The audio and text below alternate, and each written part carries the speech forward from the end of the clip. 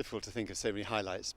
Um, I suppose the first time anyone gave us money was quite a highlight because we weren't expecting it, and I never expected how many people would want to join forces with us. So I set it up 20 years ago with just £15,000, and after a few years, someone wrote to me out of the blue saying, "Is there room for another award?" And I said, "Of course there is. I mean, I never dreamt anyone else would be interested in this, but yes, please join in." And then we've now raised over £10 million and funded 160 conservationists working in 70 countries around the world. Um, what was the original motivation behind actually setting up the award?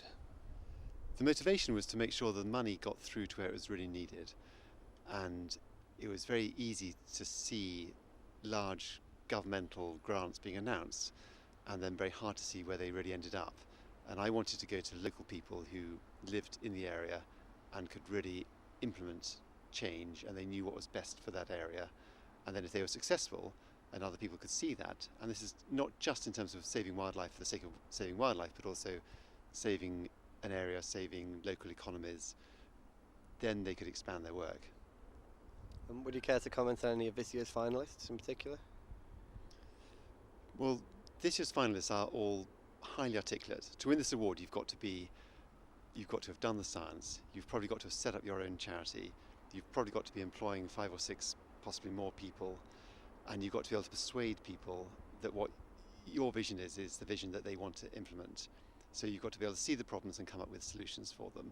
And that's not easy. Often it's easy to be just an academic and be rather abstract, or you can just be a local you can be a sort of local voice in the wilderness, but to combine the science with the pragmatic knowledge, that's the difficult thing, and that's what they all excel at doing.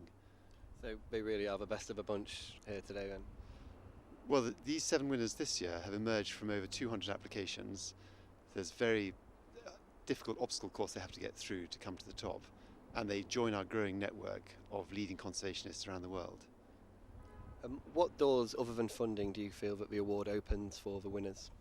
Well, the fantastic thing is the interest of the press, which adds to the oxygen of the debate about what sort of world we want to hand over to our children. And if the press isn't interested, and if these people don't have a platform to speak from, then a lot of those decisions get taken out of our hands, and we only live to see the consequences of them. Where do you see it going in the next 10 years? Have you got any goals, or do you take it year by year?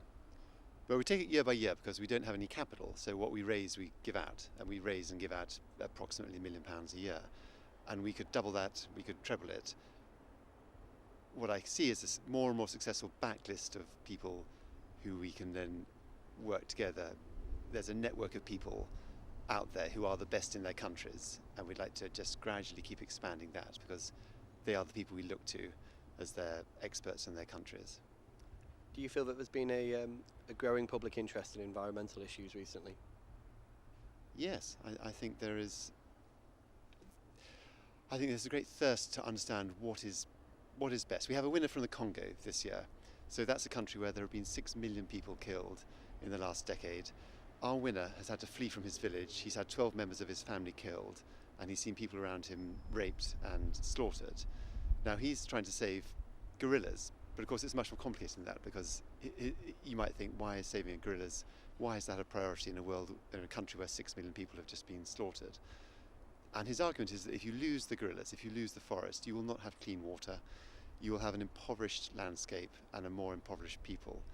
And so it's a very difficult balance he's trying to tread. It's a very complicated world out there.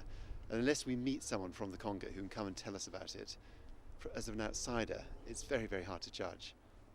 In that sense, do you feel that conservation aids human communities? Yes, I think it's essential. I think they both aid each other. And finally, have you got any special celebrations planned for tonight, given it's the 20th anniversary? Well, it's always a wonderful celebration, but the real celebration is seeing these inspiring people on the stage. And for them, it's a big leg up. And what often happens in their world is they'll then get a call from the president the next day. What's all this about? I haven't heard of you. What are you doing in London? What are you doing with Princess Anne? Come and explain yourself. And then very often they then get an award themselves in their own countries, and they get political access that they've been denied up until now.